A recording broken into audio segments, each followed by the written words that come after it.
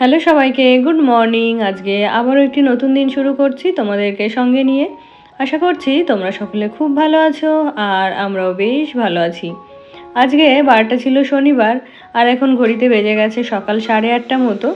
তো ঘুম থেকে উঠেছি, নিজেদের মতো কিছুটা সময় কাটিয়েছি আর এখন চলে এলাম রান্নাঘরে, রান্নাবান্না শুরু করব। তো আজকে তো হাজব্যান্ডের ছুটি ছিল, তো সেই কারণে রান্নাবান্নার তো সেরকম কোনো তাড়া নেই, তাই ধীরে সুস্থে যা হয় সেটাই করব।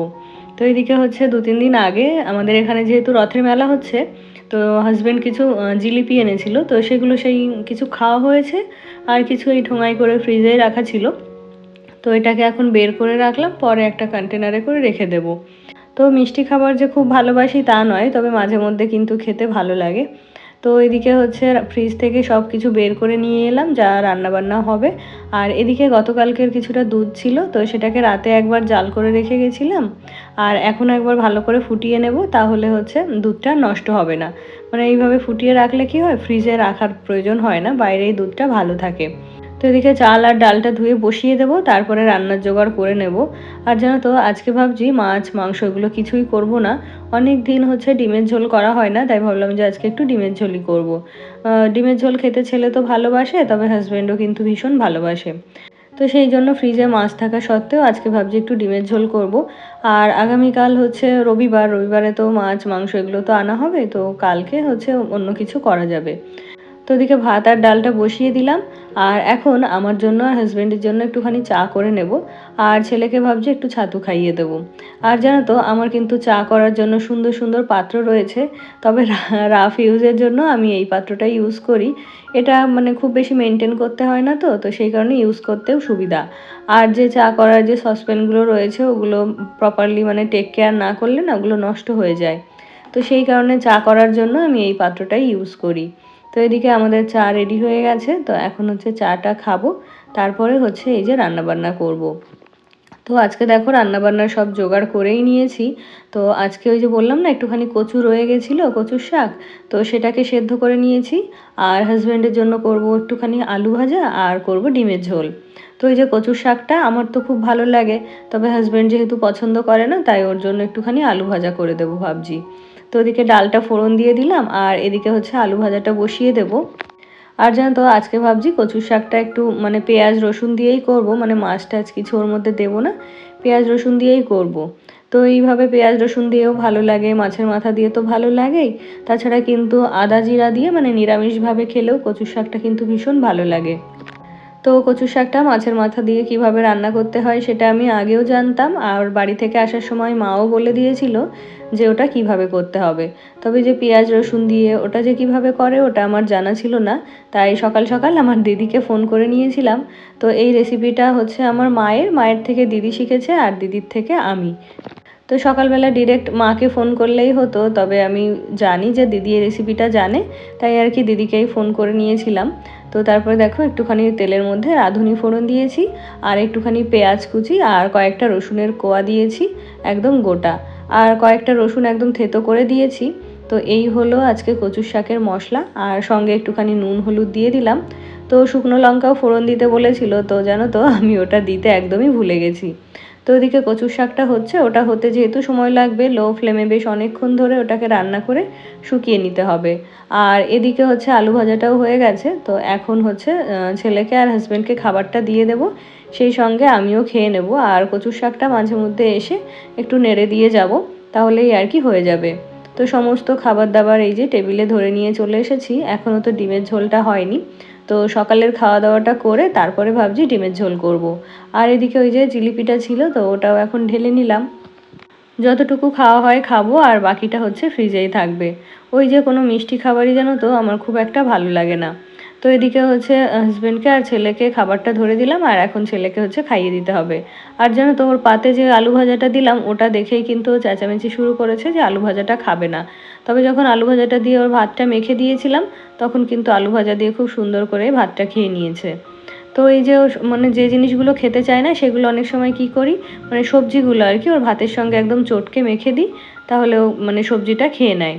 তো এদিকে আমার কচুর শাকটা রেডি হয়ে গেছে। আর এখন হচ্ছে ডিম আর আলুটা প্রেশার কুকারে ভালো করে সেদ্ধ করে নিয়েছি। মানে 2টো সিটি দিয়ে কিছুক্ষণ বন্ধ করে রেখেছিলাম। এরই মধ্যে হচ্ছে ওটাগুলো খুব ভালোভাবে সেদ্ধ হয়ে গেছে।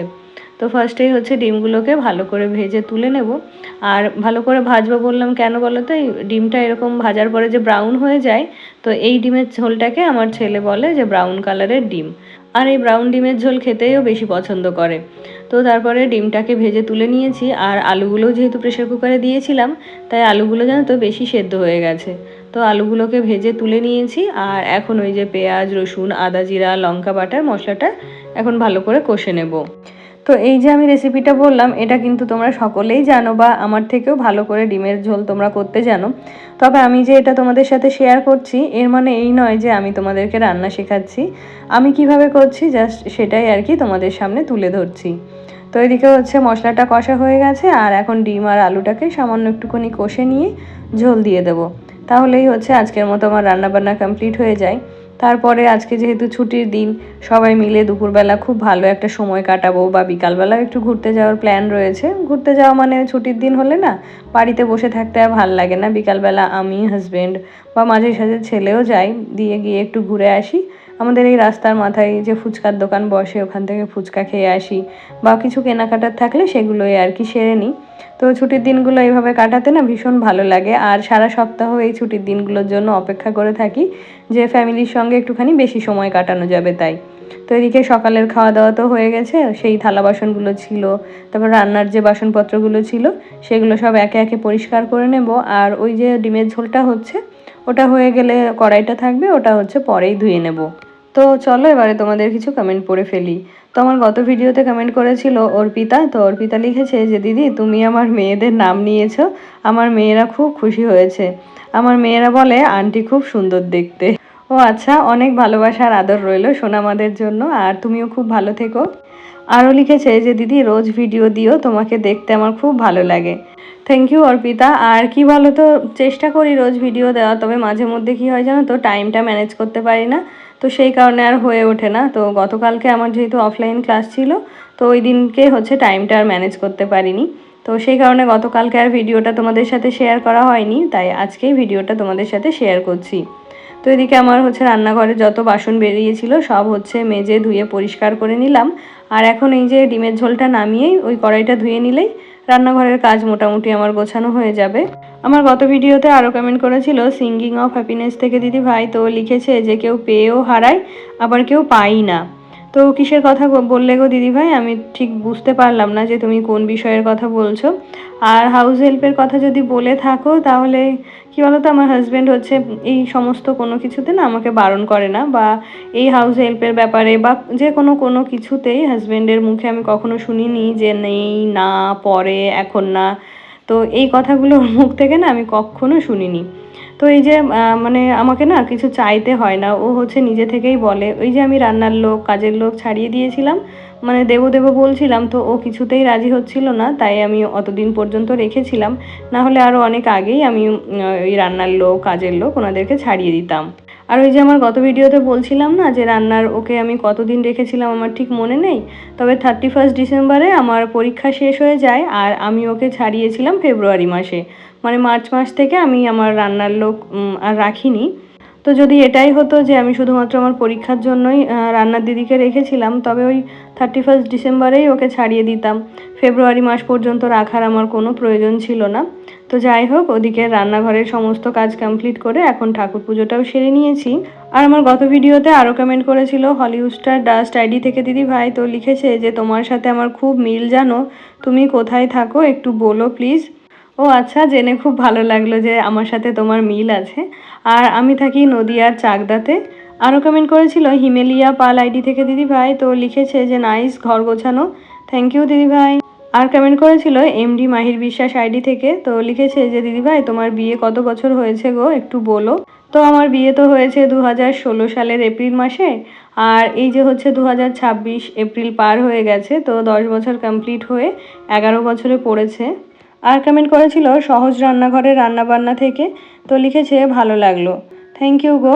তো এদিকে ঠাকুর পুজো সেরে এখন চলে এলাম একটুখানি নিজের যত্ন করতে। যত্ন বলতে ওই যে আগের দিন যে নেল পলিশটা এসেছিলো, ভাবলাম যে আগে নেল পলিশটা রিমুভ করে ওটাই হাতে পরে নিই, কারণ নেল পলিশ একদমই হাতে পরা না থাকলে ভালো লাগে, তবে ওই যে উঠে উঠে যায় খাপছাড়া খাপছাড়া থাকে, তো ওটা দেখতে ভীষণ নোংরা লাগে।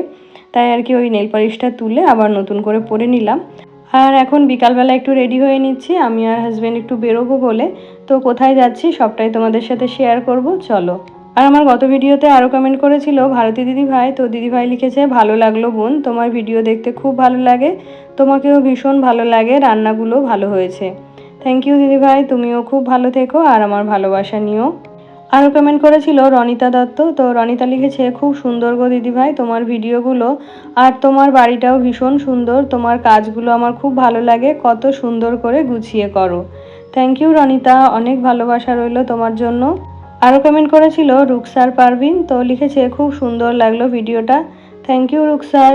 আর তারপরে আমরা চলে এসেছিলাম রিলায়েন্স ডিজিটালে, তো অনেক দিন থেকেই হাজব্যান্ড বলছিল ওর জন্য একটা ফোন নেবে, তো আজকেই সেই দিনটা ঠিক হলো। তো এখানে আমরা যে কালারটা চাইছিলাম না সেই কালারটা এখানে অ্যাভেলেবেল নেই। আমরা আরও কয়েকটা দোকান দেখেছিলাম, তবে কোথাও সেই টাইটেনিয়াম ব্ল্যাক যেটা সেই কালারটা পাইনি। তো এক প্রকার আমরা যে হোয়াইট সিলভার যে কালারটা ওইটাই হাজব্যান্ডের জন্য নেওয়া হয়েছে। আর আমার জন্য একটা ট্যাব নেওয়ার কথা ছিল, তবে আমি যেটা চাইছিলাম সেটা এখানে অ্যাভেলেবেল ছিল না, তাই আর কি আমার জন্য ট্যাবটা নেওয়া হয়নি। আর তারপরে ওখান থেকে বেরিয়ে আমরা একটু ফুচকা খেয়ে নিলাম, আর এই দোকানের অপোজিটেই রয়েছে মোড়, তো এখানেও যাব, এখান থেকেও কিছু জিনিসপত্র আমাদেরকে নিতে হবে। আর আমার গত ভিডিওতে আরও কমেন্ট করেছিল পূজা, তো পূজা লিখেছে খুব সুন্দর, এখন পরাগের শরীর কেমন আছে, খুব সুন্দরভাবে গুছিয়ে কাজ করলে শপিংগুলো সুন্দর হয়েছে, লিপস্টিকটাও খুব সুন্দর, ভালো থেকো। থ্যাংক ইউ বান্ধবী, তুমিও খুব ভালো থেকো। আর পরাগ এখন আগের থেকে অনেকটাই ভালো আছে, তবে ভাবছি এই সপ্তাহে আর স্কুলে পাঠাবো না।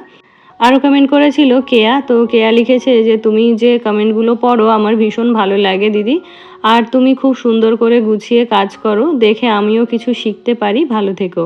থ্যাংক ইউ কেয়া। আর জানো তো এই যে আমার প্রত্যেক দিনের সাধারণ কাজকর্ম তোমাদের সাথে শেয়ার করি, এগুলো যে তোমাদের ভালো লাগে বা এর থেকেও যে তোমরা কিছু শিখতে পারো, এটা জেনে আমার ভীষণ ভালো লাগে। আমার গত ভিডিওতে আরও কমেন্ট করেছিল হাউসওয়াইফ ঝুমা দিদিভাই, তো দিদিভাই লিখেছে যে তোমার বিছানার চাদরটা খুব সুন্দর, আমিও অন্য একটা নেব ভাবছি। হ্যাঁ দিদিভাই, একটা নিয়ে দেখো, বাটিকের চাদর তো সবসময় ভালো হয়, আর এগুলোও ভীষণ ভালো। আজকে তবে এই পর্যন্তই, টাটা।